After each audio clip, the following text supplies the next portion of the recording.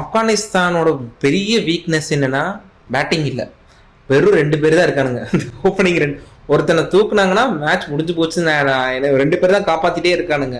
India வந்துட்டு target பண்ணி வருவாங்க, ஹோம்ஒர்க் பண்ணி வருவாங்க.